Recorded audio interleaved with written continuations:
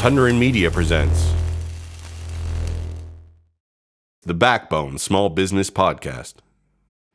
Small and medium-sized businesses are the backbone of our economy. Welcome back to the BackBone, the Small Business Podcast, where we give a voice to small business owners. Today we're chatting with Jon Perkins of Victoria, BC, Canada. And Jon has, he's got an interesting story. Let's just jump right into it. Jon, how you doing this morning? Good. How you doing? Not bad. I'm in our new space. So we've got our new red paint that's a little bit smelly and just got nothing on the walls. So we'd had this interesting being an entrepreneur. We had leased a second space for the wet cleaner as a drop store, and it didn't work out. So because we signed on the lease, we're on the hook for this place. So we're repurposing. Fair enough. That works. Yeah, and you've got records behind you. Where did you start as an entrepreneur? Because I know you're a DJ, correct? Yeah. I've been doing that. Since I was like 13, basically 14. So yeah, it's sort of been in me. I don't know. I've basically been hustling my whole life, I think, in the sense of selling mixtapes in elementary school and then just onward. So it's just been in me. Nice. How did you get into the music side? What's your, what was your first foray? Was it mixing, or were you creating music? What were you doing? I basically like started out as like an 8-year-old kid that was just like a super fan of hip hop and just kind of grew from there. And then, by the time I was 13, 14, I was getting into DJing and production, and took that to hosting UVic radio while I was through high school. Basically just started running the hip hop department there for them and grew the show into like a massive sort of thing. And kind of was doing that all while I was like a teenager. So 15, 16, 17. So responsibility was always a part of it. And we were putting on shows, we were sneaking into clubs to see the shows that I was putting on, all that sort of stuff. So you grew up then in Victoria? I did. Yeah. I grew up out in Sydney. So now, who were you able to see when you started out, when you were a punk ass kid, in terms of bands? In terms of bands, like first concert or? Sure, let's go with that. I don't know. Who was my first guy? There was like this reggae artist. He's like a Canadian dude named Rumble. I remember when I saw him with like Maestro Fresh Bus, I think, or something like that. Yeah. Very Canadian, yeah. What's that? Very Canadian, yeah. You've been very Canadian, very CanCon the whole time. Just kind of saw who we could see. I remember buying tickets to everything, and my dad was rad. He would take me and friends over to Vancouver to go and see like random hip hop acts that never showed up because they get stopped at the border and whatever. It was always good though. So the first hip hop show I saw was in Vancouver. I was living in Edmonton at the time, but I got to see Public Enemy at the Opera House. Oh, see, that beats mine 100%. That's huge. That's great. It was cool. And then I saw them a second time in Toronto, but that's a whole other show. Literally, we've got a show called the Mojo Hand Podcast. We're dealing with music on that side, so maybe we'll get you back in. We can just riff on that. Right on. So let's get back. So the business side of things. So here we are. It's middle of May 2020. Life is kind of sucking for most business owners, and you've got 2 fabulous coffee shops and a Korean restaurant and a catering business and your DJ business, correct? All of these things require people, yes. Nice. So it's not like you were satisfied with, oh, hey, let's start a business. You had, what is that? I think 5 you've got, right? But yeah, 5-ish, yeah. Sort of. Some of them sort of meld over each other, but yeah, it's been a lot to kind of wrap my head around, I guess, as far as everything happening. I think I've, gone through. I just realized it's been like 2 months the other day, and that just blew my mind. It's been the fastest and slowest time. Everybody feels that way, I think. And it's just time is virtually meaningless. That's what at this, it isn't, but what day is it? What month is it? What I find the seasons, like, I don't even know what's going on. Totally. I like, you need some sort of like standard guideline. So, trying to set up like talking to, a family member on a certain day is a good way to figure out what the week is. If you're like, oh, I talked to my aunt, it's Thursday, or something like that. So, calls on Thursday. That's a good one. Yeah. That's what, that's all you got to do is just line it up. You'll know what day of the week it is, and you'll be very social. So that's great. Very cool. Yeah, Yeah. let's wind back a little bit. So you were, hustle and bustle. Let's come back to, say January or so. So I'm coming into your place. I'm grabbing a coffee on a couple times a week. How many staff do you have working at each location? In total, well, all three are under the same, umbrella. So nothing's really separate. So we basically would fluctuate between 25 and 30 employees throughout, depending on busyness or people's availability and things like that. But yeah, pretty standard around 30.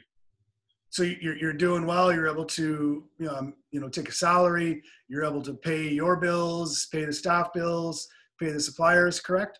Yeah. I mean, every month or two, there's a curveball here and there, but for the most part, that's how it was going. Sure. So I guess my point being, is it absolutely viable business? I mean, I would walk into viable, but like basically, I looked at it like on the Friday, I walked into 3 very viable businesses. Hustled, bustled, moving, packed out, looking nice and busy the whole time. And by the following Wednesday, I was laying off every employee. Wow. So it happened. It was such a quick turnaround, and over the weekend we were kind of like, oh, we'll see how this goes. And it was a little bit slower, or whichever. But then for the Monday, the Tuesday, and the Wednesday, it just kept the trajectory of just heading down to nothing. And just started to get real weird as far as how many people are on the street and stuff like that. So we kind of opted just to, shut early, get everybody in the queue to get their unemployed, to figure out what they need to do as far as benefits, just because we wanted to give everyone the best chance they could. So if they were ahead of the game a little bit, we weren't going to keep people, on payroll or anything if this was ultimately what was going to happen in a week's time or whichever. So we just kind of pulled the plug early because it wasn't worth it, is what we were seeing. Yeah, we did the same thing. We could see the writing on the wall, and so we had. I mean, we only have 3 staff, so we laid them off immediately, right, so they could, as you said, get in the queue to be able to get the benefits going on. So have you stayed in touch with your staff? Say that again. I'm sorry. Have you stayed in touch with your staff? We have. Yeah, we've checked in with periodically with people throughout it all, and. Yeah, just trying to see, how everybody's doing.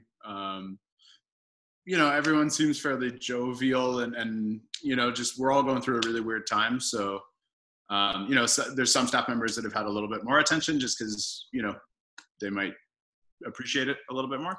Yeah, I mean, for the most part, we've, everything's on good terms and we're all just kind of curious as to what, the next step will be kind of when, as things are kind of happening now. And you've chosen to remain closed. I know there's there's a restaurant around the corner from us that they're brand new and they opened up. There's a coffee shop across the street. They remained open, for sure, throughout. Skeleton crew, and it was very interesting to me because the regular crew was gone, and they had new staff, but they have multiple locations. So I don't understand the details of it. It doesn't really matter, but they were able to crank through. But I can't imagine that there's that much cash flow. It was a steady flow, but unlike there being 15 people at a time going in and grabbing coffee, there's 1 or 2. Yeah, and I mean, there's no problem in that. It just, for us, we were kind of like, you're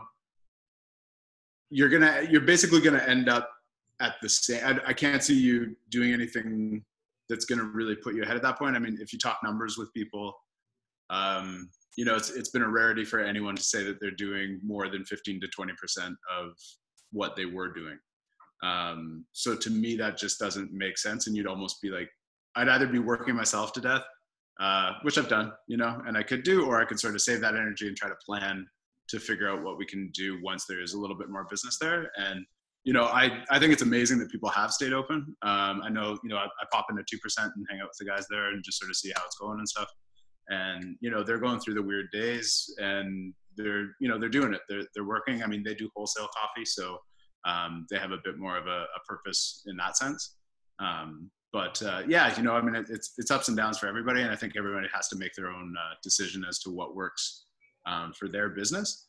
And yeah, I mean, people, it's nothing that we don't want to be there for people. I think it was more just, I just kind of saw it getting, people sort of getting a little bit more concerned. And there was a lot of question, a couple months ago, it was what's happening, what, how safe do you have to be, how much distance? And there was all these things where I didn't really want to endanger customers, my staff, myself, just any of that, while there was sort of those unknowns. So instead of trying to like fight through that, just saying, hey, let's all just take a little break here and just sort of see how it goes, was sort of what we chose as a business. And and we've just sort of continued through that as we try to, we're just, constantly scouring for information, for news, for what's happening, for regulation, for all these sort of things, so that we can sort of like change what our plans are looking like as they go forth. But, as we were saying earlier, a lot of our businesses are based on people, so when you take the people out of the equation,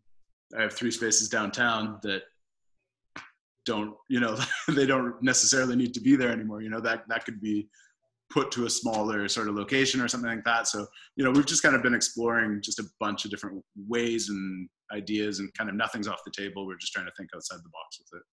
So at this stage in the game, you're really evaluating what form your business is going to take moving forward. Is that correct? Well, 100%. We've been focusing on our catering, over the past, kind of year and a half. We've really been trying to push it, and in that sort of sense, and it's been great. It's been a fantastic, extra source of revenue coming in. But, that's the days of the office getting, catering for the 50 people that are there. That's changed, so what does that look like? And are people even going to be in their office, is the other thing that we really struggle with, with everybody sort of, with everybody kind of working from home, and, sort of having that home office and being separated a bit. It sort of changes the density of downtown. And, we kind of rely on that density of seeing people. And if that's not there, I don't know what we look like, So. Yeah, I do know we're in a similar boat. We clean, at the wet cleaner, we clean people's clothes. And if people are working from home, if they're doing this kind of a thing, and if that's what people want, because they can hang out with their cat, they can do their midday workout, they can eat healthier, they can save money that way. Yeah. If a preponderance of jobs moves home instead of in the office, then it could mean a big hit for coffee shops and cleaners. That's for sure. I know. And the same pair of sweatpants don't have to get cleaned as often, right? That's right. Yeah.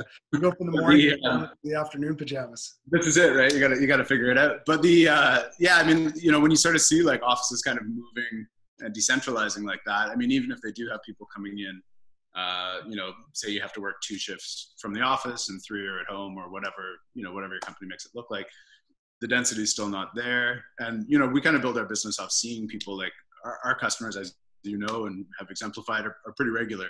And, that's really been a large part of what we're looking for is, that spot for people to come to and feel welcome, and sort of have that kind of secondary home while they're at work. And that resonates with a lot of people, and it's been great. But that kind of feels like that rug's kind of being pulled out from under us by everything that's going on.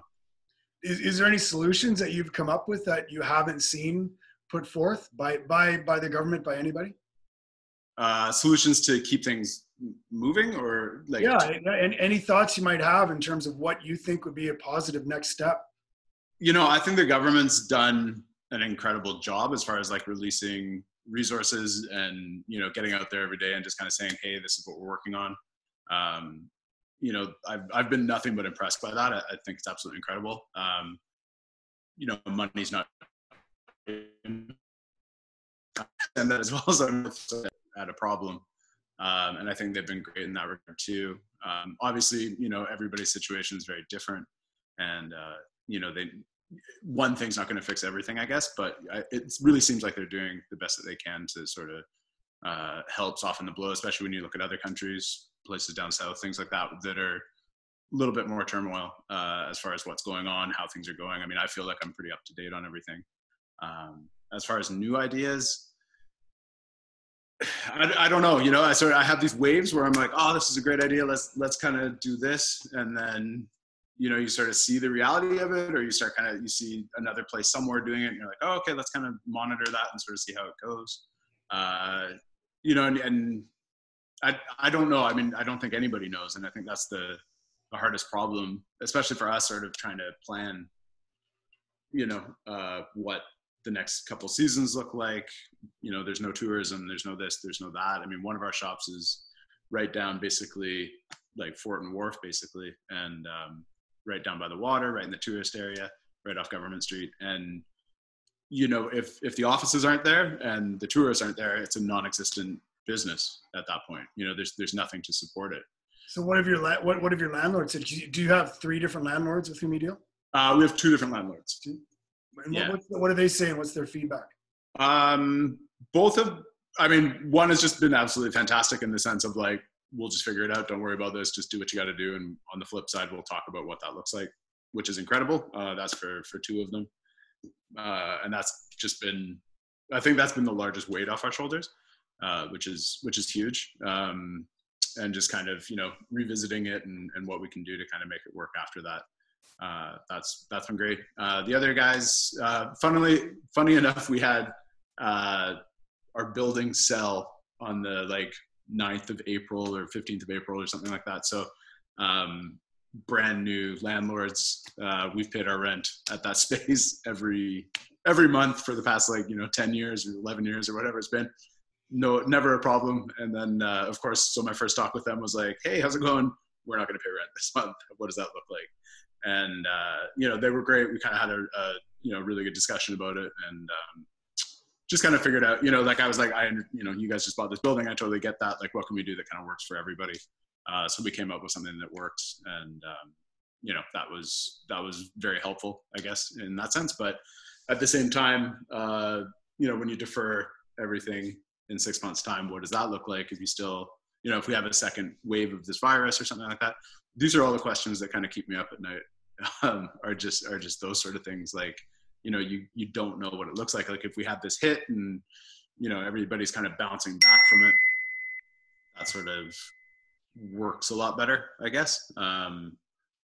When it's kind of this unknown, it's really hard to plan for. And, you know, I think everyone's just in that same boat. You know, I mean, nobody has the answers to what it looks like.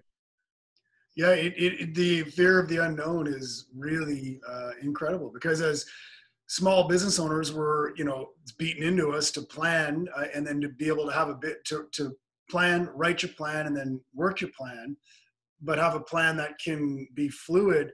But this is something that is so far out of anybody's realm of comprehension that, you know, you look at a business like a coffee shop, you think, well, it's Victoria, it's a coffee shop. Yeah. Odds are good it's going to do well. But all of the factors which you just spoke are now off the table. So, you know, the decision, do you go and when you mentioned the deferral of rent payments, whether it's a government program that says, oh, you know, here, we're the heroes, here's 40,000. It's like, yeah, but I at minimum have to pay back that 30,000. I owe you that. Yeah, exactly. Right. So you're on the hook for it regardless. And, you know, I mean, I think the fact that they were able to get that set up and ready to go within, you know, 2 weeks, 3 weeks of this happening, absolutely amazing, you know, because that is going to actually keep doors open. But will it be not that it's even a question of, is it enough? It's just, is it going to get you through? I mean, you know, enough is kind of, you could have 100,000, you could have 40,000, it could be 10,000, you know, whatever that amount is that sort of sees you through this. What do the next 6 months look like after that, you know? And that's kind of the whole area. And you sort of see, you know, like I just saw, like, I guess it was this morning that David Chang's like shutting down, you know, a few of his spots in New York there. And you're just like, well, you know, if these people are doing that, then who am I to think that I can sort of compete and get through this, you know? So, and you just sort of see everybody who's, you know, a lot of people are innovating and they're doing a lot of different things, but it's very far from what their business model is. And then you just have to think, like, is that something that's sustainable, or is that something that works for now to get you through it? You know, it's those are kind of the questions, I think. How much of a problem is it? Are you signing as a guarantor for all these leases and everything personally? And the only reason why I ask is because, you know, I'm trying to paint the picture of what's the impact on a small business owner. You're the one that's going out, you know, like you say, 10 years ago and risking a whole bunch by putting your neck on the line to build this business, and then ultimately hire 30 people, make sure that the business is there, make sure that the payroll is met, make sure the taxes are paid. And now that the shit hits the fan, are people going to potentially come after you personally to service the debts?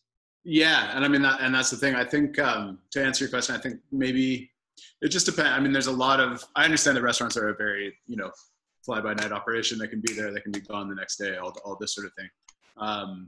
And I think that that's kind of soured the industry. So I think a lot of suppliers and things do have you put in that personal guarantee as far as things.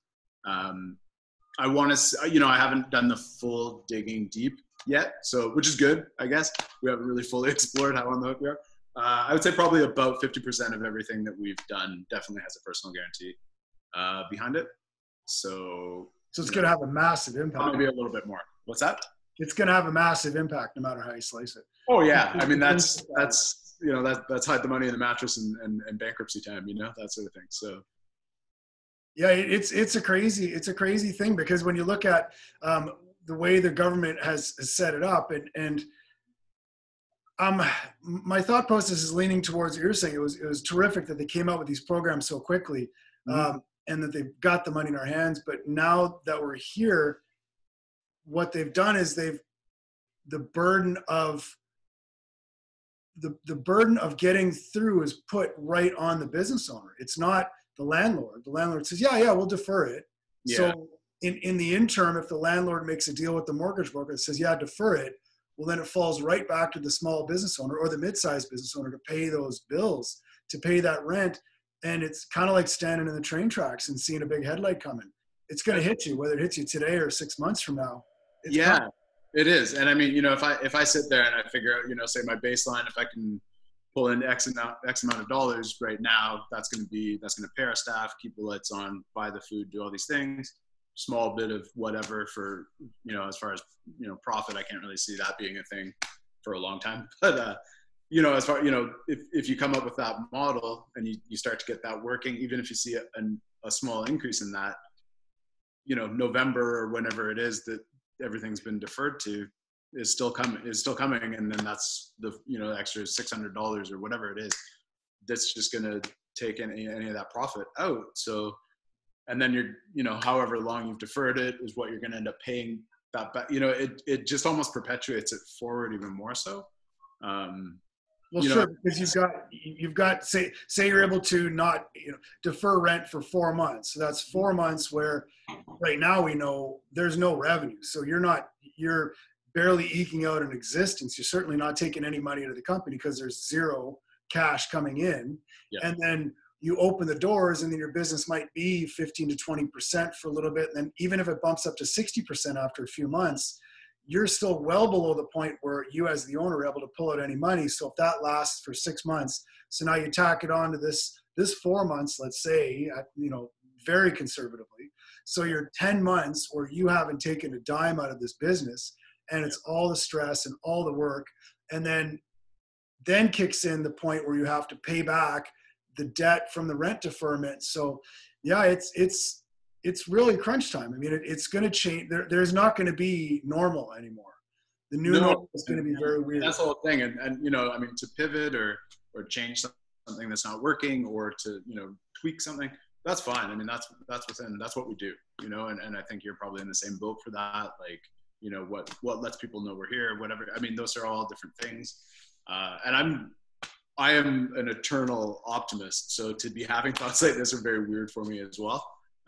Because it is just this sort of bleakness, but in saying that I have that optimism, I think the fact that I have this also kind of creeping into that kind of says something as well, just in the sense of like, is this worth it? Can this actually happen? Or am I just, blindly like, yeah, we're reopening, it's happening, we got this, we got that, come on in, just for it in 6 months to throw my hands up and just go, okay, well now we're just kind of in more debt. And that wasn't a good call, and that's sort of the thing. So, I mean, if that red light's kind of flashing to me, I'm thinking me saying listen to it, but there's part of me that's listening to it. Yeah, it's really challenging. I mean, we've had the same internal discussion. That was why I wanted to start the podcast. We've got a network. It's called Tundra and Media, and we're really trying to build something with it, because I'm looking at the cleaner side of things going, well, I don't know if it will come back. And if it does come back, how long is it going to take for it to come back in full force? And the options are, well, you declare bankruptcy, and at my age, that's a real problem. Or, maybe sell it to somebody for a fire sale, and they wipe out some of the debts we've got, and maybe they've got the cash flow to carry it and move forward, and then wait for it to pick up, and then a couple years down the road and things are moving, then it's going to make them money. So it is very weird time. It's a very weird time. Yeah. And, there's not even anything to plan for, to be like, if we can make it through this 4-month period or whatever, we'll start to see large groups come back. That'll start to do arcade. People are going to be scared when it comes back to that sense. People aren't going to just jump. I think initially you'll have people, oh, we can go outside, we can do that, this is great. But I think a lot of people are going to be cautious, in that sense, and not want to be inside somewhere longer than they need to be, and things like that. So, everything's fully changed. It's a different world going forward. And, you see these options sort of like delivery and things like that, which are great, but, it just adds the cost in, and you start thinking about, all these people that are getting delivery. Even if you looked at a pickup and a drop-off service and things like that, you can only do that as a bonus, sort of, hey, get into this system with us. And then the second you start saying, hey, that actually costs, $6 or whichever, people go, oh, that's a bit much, maybe, because they're also feeling the crunch, and it doesn't even necessarily have to be that one person that you see as a customer, not having their regular, job or employment or whichever to go to, or having it changed, or having it downgraded as far as hours, or, from full-time to part-time, or whatever it looks like for them. They, quite often people have a partner, and if that part, if my partner also didn't have an income, I would be like, cool, coffee's out, going out to eat is out, it's going to be like real strapping times for people here. And with all the predictions of having like whatever the talk of the depression or whatever it is that they're saying, having the recession coming up, people aren't going to necessarily have expendable income, which again kind of throws up that red flag of like, is this a good idea? Yep. But as you mentioned, as you touched on, and you certainly are living the life of an entrepreneur. So you got to have the positive outlook, and you got to say, all right, well, this is what's hitting. So it's an obstacle. So let's use it as a learning time. Let's use it as a time to retool, reconfigure where we're going to go. And then hopefully we're all able to figure out something else that will take us to the next step, so that the new normal will be as, fulfilling and satisfying and profitable as the old normal. Yeah. And I think we'll get there, I think but it's going to be a tough couple of years until, whatever that looks like, if it is a vaccine, if it is this, if it is that, the world is definitely changed from all of this, but to get back to, like whatever it looks like for people just doing what they used to do, that's really not there. So it just changes everything. Yeah, really the days of seeing Public Enemy in a crowded nightclub are a ways away. Yeah, totally gone. But there's some really cool innovations. Like I saw, there's a kid from Vic High or Esquimalt High. Anyways, he's trying to make like a drive-in over in Esquimalt. There's like these really cool things, that kind of throwback things that are going on. I've been sitting here just wondering why, the Philippi Falls sort of area, they're set up to do car hop service. Go back to that, like bring people their food, make it a thing, like got the parking lot for it, so, I think there's going to be these adaptations that are going to be really cool, to kind of see and sort of see, what people have come up with this time to sort of, reconfigure their thoughts and plans and all that sort of stuff. So, I think there's good and bad that'll come from it for sure. It's just, how do you get through it? I agree. And as small business owners, we are going to be the ones that are going to foot the bill, B, take the risk, and C, chart the uncharted territory. We are going to be the ones that are going to make it happen. Yeah, 100%. Yeah. Thanks for joining me, Jon. I appreciate it today. And when things do get up and running, Picnic and Picnic 2, as well as DAC in Victoria, BC. Go get Jon. Yeah. Go grab a coffee off Jon when you can. Awesome. Thanks for having me. Thank you. Take care. All the best. We'll see you soon. Yeah. If you enjoyed the show, please share, like, and subscribe. They are the backbone of Toronto's economy and the country's economy, and their success when we restart our city will be key to restoring the strength of Canada's economic engine.